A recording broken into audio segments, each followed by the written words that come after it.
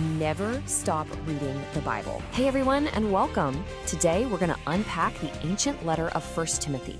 You can really think of it as a leadership manual, a practical guide from the Apostle Paul to his younger partner, Timothy, all about how to build and protect a healthy church.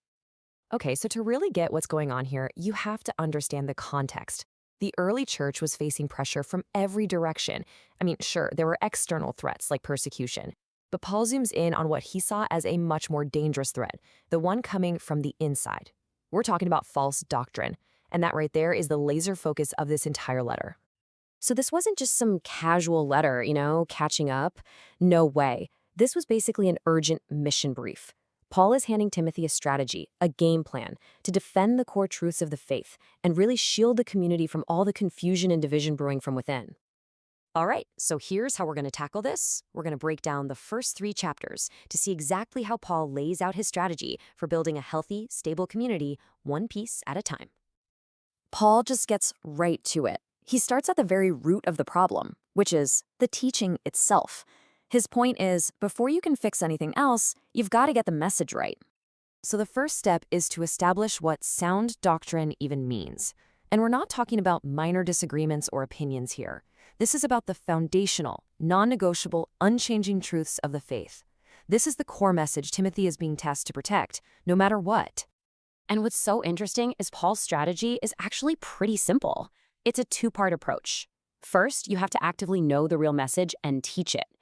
But, and this is just as important, you also have to passively avoid or disengage from people who are just twisting the message for their own gain. In other words, know the truth and just stay away from the noise. And Paul is not pulling any punches with his language here. He speaks to Timothy like a general commanding a soldier, telling him to wage the good warfare. This military language is totally intentional. It's meant to hammer home just how high the stakes really are. Okay, so once that foundation of truth is set, Paul kind of pivots. In chapter 2, he moves from what the church believes to how the church behaves. How should these core beliefs actually shape the day-to-day life of the community? He starts with a pretty broad instruction: pray for everyone. But then he zooms in on something that might seem a little surprising, especially for them. He specifically singles out kings and anyone in a position of authority. And that just begs the question, right?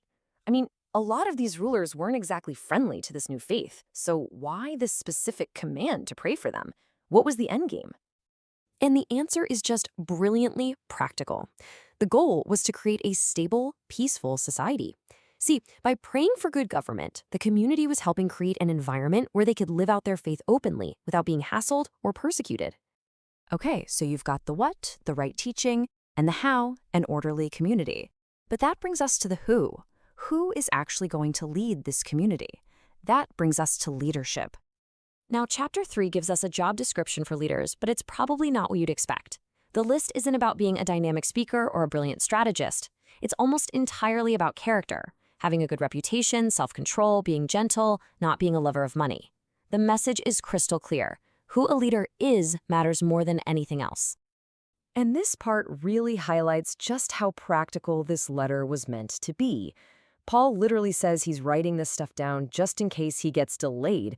This is an abstract theory. It's a field manual for Timothy to use right now to put strong, trustworthy leaders in place. So let's zoom out. When you pull it all together and look at these first 3 chapters, what are the big takeaways? What is the core framework Paul is building for Timothy? Well, it really all boils down to two powerful, interconnected pillars. These are the 2 non-negotiables that have to support any healthy community, at least according to this letter. The first pillar is sound doctrine. This is the what. It's the absolute commitment to the foundational truth, what the community believes, what it teaches, and what it stands for. And the second pillar is qualified leadership. This is the who. It's having leaders with high moral character who don't just talk about the truth, they actually live it out with integrity. You see, the ultimate message here is that what you believe and who you follow are completely tied together. You just can't have a healthy community if one of those is missing. They are the timeless foundations.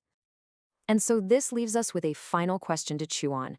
Nearly 2,000 years after this was written, how do these ancient principles, this twin focus on truth and on character, apply to leadership and the health of our own communities, our teams, and our organizations in the modern world. This explainer was prepared by the Center Studio.